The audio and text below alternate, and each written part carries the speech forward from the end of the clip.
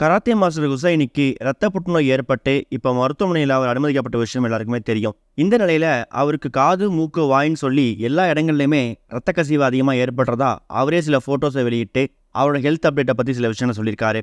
இந்த விஷயத்தை பார்த்துட்டு அவரோட ஸ்டூடெண்ட்ஸாக இருக்கட்டும், ஹுசைனோட ஃபேன்ஸாக இருக்கட்டும், எல்லாமே மிகப்பெரிய அதிர்ச்சிக்குள்ளாயிருக்காங்க. தமிழ் திரைப்படங்களில் ஒரு சில கதாபாத்திரங்கள் நடித்தது மூலியமாகவும் இன்னொரு பக்கம் ஒரு பிரபலமான கராத்தே மாஸ்டராகவும் வளம் வரக்கூடியவர் தான் கராத்தே ஹுசைனி. கடந்த சில மாதங்களாக இவருக்கு ரத்த புற்றுநோய் ஏற்பட்ட தெரிய வந்து அதுக்காக சிகிச்சை எடுத்து வந்துட்டு இருக்காரு. சொல்ல போனால் அவரோட கனவு வீடு, பல கோடிவே மதிப்பு இருக்கக்கூடிய கனவு வீடை வித்துட்டு அது மூலயமா சிகிச்சை எடுக்கலாம் அப்படிங்கிற நிலைமைக்கு தள்ளப்பட்டிருக்காரு. இப்போ ரீசெண்டாக தமிழக அரசு மூலயமா இவருக்கு உதவித்தொகையும் கிடைச்சது.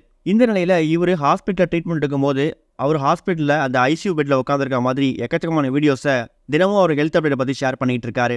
அந்த வகையில் இப்போ ரீசெண்டாக அவரோட ஃபேஸ்புக் பக்கத்தில் அவர் ஷேர் பண்ண சில ஃபோட்டோஸை பார்க்கும்போது இந்த அளவுக்கு கொடூரத்தை அனுபவிக்கிறாரு அப்படிங்கிற அளவுக்கு தான் பார்க்கும்போது தோணுது. அதாவது அவருக்கு ரத்த புற்றுநோய் வந்ததுக்கு அப்புறமா அவரோட ரத்த அளவு அப்படிங்கிறது 0 ஆயிடுச்சான். பொதுவாக ஒரு மனுஷனுக்கு ரத்தத்தோட அளவு, அந்த அணுக்களோட அளவு வந்து 1 லட்சத்துக்கு மேலே இருக்கணும். ரத்த புற்றுநோய் வந்ததுக்கு அப்புறமா இவருக்கு வந்து 4000 மாறிச்சு. அதுக்கப்புறம் 0க்கு வந்துருச்சான். இப்போ தினமும் 2 யூனிட் ரத்தம் ஏற்றினா மட்டும்தான் இவரால் உயிர் பிழைக்க முடியும் அப்படிங்கிற நிலைமைக்கு வந்திருக்காரு. இந்த மாதிரி சுச்சுவேஷனில் 10,000க்கு அவரோட காது மூக்கு வாயின்னு சொல்லி இந்த மாதிரி இடங்கள்ல இந்த ரத்த புற்றுநோய் காரணமாக ரத்த கசிவு ஏற்பட்டிருக்குது. பயங்கரமான வலிகளும் ஏற்படுது. குளிர் காய்ச்சலால் அவதிப்படுறாரு. ஹீட்டர் போட்டு தான் அவர் தூங்கவே வைக்கிறாங்க.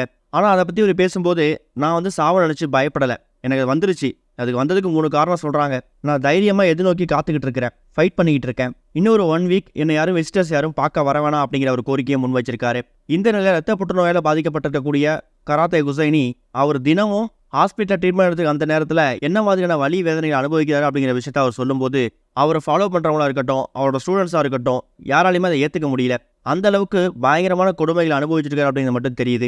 இது ஒரு பக்கம் இருக்க, தளபதி விஜய் அவரோட சினிமா பயணத்தில் கடைசி திரைப்படமாக இருக்கக்கூடிய இந்த ஜனநாயகன் திரைப்படத்தை பற்றி அந்த படத்தில் ஒரு முக்கியமான கதாபாத்திரம் நடிக்கக்கூடிய மமிதா பைஜோ சில விஷயங்களை ஓப்பனாக ஷேர் பண்ணியிருக்காங்க. தமிழக வெற்றி கழகம் கட்சி ஆரம்பிச்சதுக்கு அப்புறமா தளபதி விஜய் அவர்கள் ஜனநாயகன் திரைப்படம் தான் அவரோட கடைசி திரைப்படம் அப்படிங்கிற மாதிரி அறிவிச்சிருந்தாரு. இந்த நிலையில இப்போ இந்த ஜனநாயகன் திரைப்படத்தில் எக்கச்சக்கமான நட்சத்திர பட்டாளர்கள் இணைஞ்சிருக்காங்க. அதில் இந்த பிரேமுலு படம் மூலியமா மக்கள்கிட்ட ஃபேமஸ் ஆனவங்க தான் மமிதா பைஜோ. அவங்க இப்போ ரீசெண்டாக ஜனநாயகன் படத்தை பற்றியான சில அப்டேட்ஸை ஃபேன்ஸ் வந்து சந்தோஷமாகற மாதிரியும் குஷியாகிற மாதிரியும் தெரிவிச்சிருக்காங்க. இதை பற்றி அவங்க பேசும்போது first of all Vijay sir நடிச்சதை நான் பெருமையாக பார்க்குறேன். இன்னொரு பக்கம் ஜனநாயகன் படத்துக்கான அப்டேட்லாம் தொடர்ந்து வந்துக்கிட்டே இருக்கும். படம் வந்து வேற லெவலில் உருவாகிட்டு இருக்கு. ரசிகர்களுக்கு இந்த படம் ஒரு பெரிய ட்ரீட்டாக அமையும். தரமான சம்பவமும் இருக்குது. விஜய் சாரை வேற மாதிரி பார்ப்பீங்க. தொடர்ந்து இந்த படத்துக்கான அப்டேட் வரும், ரெடியாக இருந்துக்கோங்க அப்படிங்கிற மாதிரி மமிதா பைஜோ இப்போ ரீசெண்டாக கலந்துக்கிட்ட ஒரு ப்ரெஸ் மீட்டில் தெரிவிச்சிருக்காங்க. இதுவரைக்கும் கனெக்டிங் டிவிக்கு சப்ஸ்கிரைப் பண்ணனா மறக்காமல் சப்ஸ்கிரைப் பண்ணிக்கங்க. உடனடி அப்டேட்ஸ் பெறுவதற்கு நோட்டிஃபிகேஷன் பெல்லையும் கிளிக் பண்ணிக்கங்க.